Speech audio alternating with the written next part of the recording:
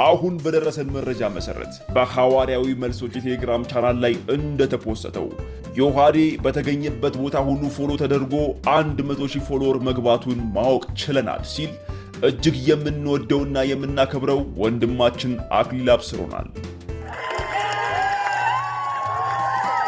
ዮሐዴ 100,000 ፎሎወር የደረሰው 3 ቀን ባልሞላ ጊዜ ውስጥ ከ20,000 በላይ ፎሎወሮችን በማግኘት ነው። እነ ቀለሜ ለፖለቲካቸው ያዘጋጁት ሴራ ለመልካም ተገልብጦ አሁን ለዮሐዴ ሰፊ አገልግሎት በር ከፍቶለታል። ተመስገን ተመስገን ለመስጋና ስላሰባሰብከን። ታዲያ እዛ ሰፈር የወንድማችንን ውድቀት ተመኝተው ጉድጓድ ሲብሱ ጀግናው ወንድማችን ዮሐድ ግን ጭራሽ ፎሎወሩ ጨምሮ የምቀኛን ሰፈር ሲያንጨረጭረው ውሏል።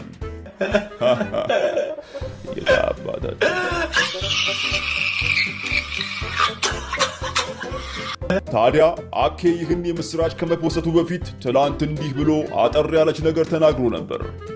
እጄ ላይ ፎቶ አለ የማን የዮሐድ። ነገር ግን ኢቭን እንኳን ለኔ ተሰጠኛል ፈልገው ኢቭን እንኳን ኤርሚያስ ጥሪውን ባይቀበለው ላከሌ ለኔ እስልምና ላይ አፉን ሲከፍት የነበረው እንዳለ ፐብሊክ ላይ እናሰጣለታለን። ናዝሬት ነው የሚኖረው፣ ይጠይቁታል። በቃ ለኔ ቪዲዮን ፎቶን ትልክልኛለህ ነው እንግዲህ ወንድማችን ዮሐድ እንደምታውቁት እስልምና ላይ ምናምን ስለሚሰራ በቪዲዮ ምናምን አይወጣም፣ እንደሚያልኩ ምናምን አይታወቅም። እና እኚህ ፕሮቴስታንቶች ወንድማችን ኤርሚያስና ሌሎችንም ጨምሮ ምን እያሉ ነው ያሉት? ያው እስልምና ላይ ስለሚሰራ ናዝሬት ነው ያለው፣ ፎቶ ደግሞ የሱ እጃችን ላይ ስላለ ሙስሊሞቹ ሄደ ያናግሩት እንለቅበታለን እያሉ ነው። እንግዲህ ይሄን ያሉት የውይይት ጥሪ ስላቀረበ ብቻ ነው። እና መጽሐፍ ሲናገር እኛስ የክርስቶስ ልብ አለን ይላል። እና እነዚህ ሰዎች የክርስቶስ ልብ ባለፈበት አላለፉም ማለት ሙስሊሞች ያው ሊገርሉት ይችላሉ ብለው በማሰብ ነው እንደዚህ ያወሩ ያሉት በነገራችን ላይ እና ይግደሉት አይነት ነገር ማለት ነው። ኤኒዌይስ ወንድማችን ዮሐድን ፎሎ እናድርገውና በጣም የተወደደ ወንድማችን ነው፣ በጣም የሚጠቅም ወንድም ነው። ሁላችሁም ዮሐዴን ፎሎ አድርጉት ፕሊዝ፣ ከታች ሜንሽን አድርጌላችኋለሁ። ዮሐዴን ፎሎ በማድረግ የሚገርም ትብብራችሁን ያሳያችሁ ኦርቶዶክሳውያን ከልብ እናመሰግናለን። ዮሐዴ 100,000 ፎሎወር እንዲደርስ በኃይል ስትንቀሳቀሱ የነበራችሁ ኦርቶዶክሳውያን ወንድምና እህቶችም እጅግ አድርገን እናመሰግናችኋለን። ከዚህ ብዙም ባልተራራቀ ሁኔታ ሰሞኑን ዮናስ ሙሉነ ወይም በብዕር ስሙ ዮኒ ጓያው እየተባለ የሚታወቀው ባንዳ ከቀለሜ ስርስር እያለ ስለ ቅዱስ ቁርባን ያልሆኑ ሎጂኮችን እያነሳ ሲያቦካው ቆይቶ ነበር።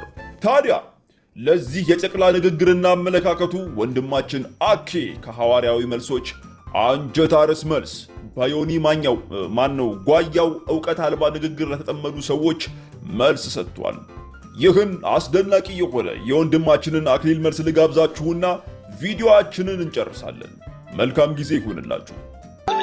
አሁን ቁርባን ሲባል እንዲያምጥቶ የበላውን የሚመስለው ብዙ ሰው አለ። ሆዱን ይመስላል።